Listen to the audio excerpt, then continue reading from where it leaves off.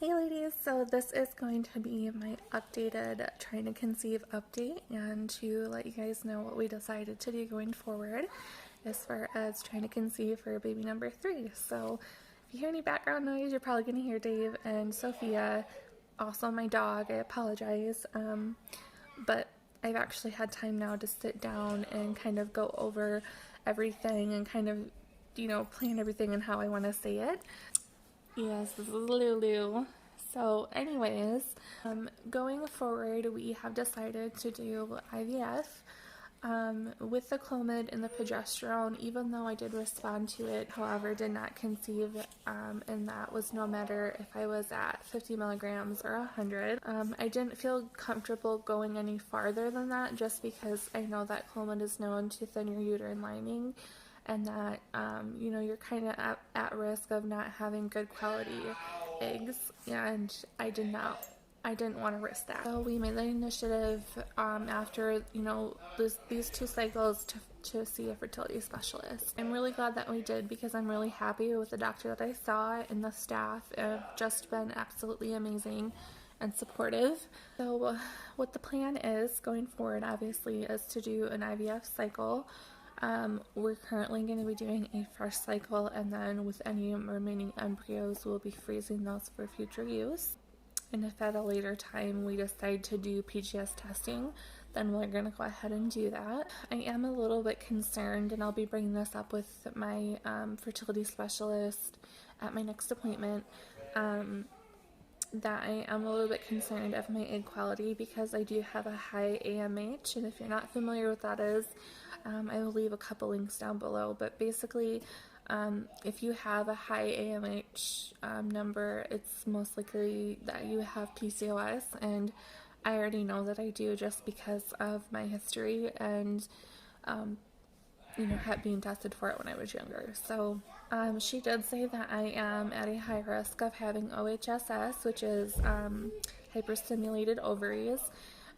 So I'm almost wondering if we should try a mini IVF fresh cycle, basically just using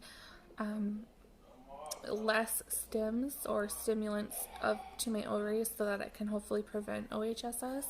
That's something that I'm honestly really afraid of having, and I definitely want to avoid that at all costs. And even though we haven't been trying as long as most couples have, I'm just really ready to have another baby, and we have been waiting and praying for so long that we're just ready. It would be the best Christmas present ever. I will go into more detail later on, my whole IVF protocol, how many embryos we plan on transferring, what our actual date is going to be, because we don't know for sure, but we're looking most likely at the beginning of the year, January. If not in December, if possible. It's a little bit tricky because my clinic actually closes down for 2 weeks around the holidays, so it all kind of just depends on how fast we get things back, and if I need any extra help with anything.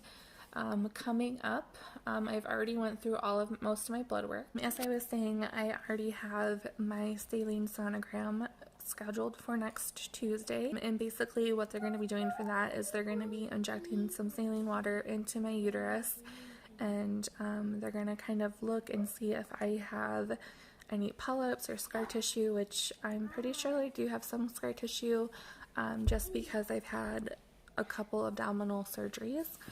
Obviously I've had a DNC and I've had a C-section, so even though I had the ectopic pregnancy and removal, I'm sure there's probably some scarring on the outside. I'm not really familiar if there's any on the inside, but I'm crossing my fingers that everything looks good. I've already started my birth control pills, and that's basically just to thin my uterine lining out so that they can see better. There's Sophie, so that they can see better during the ultrasound and the saline sonogram. I'll have more information coming up as far as when my retrieval is, like I said, what my protocol is going to be, where are we going to transfer, how many, all of that stuff. So if this is something that interests you, and if you're currently going through this and kind of want to connect with me, I would really appreciate it. Even though I'm not unfamiliar with the fertility and infertility world, this is all new to me going forward. I also wanted to quickly let you guys know that I will be more in depth on my blog, which I will have linked below, of this journey as we go through it. I will be posting videos on here and there of our journey, but I obviously will be posting a lot more on Instagram and the blog as far as everything else. But like I said, I will do my best to update on here as much as I can.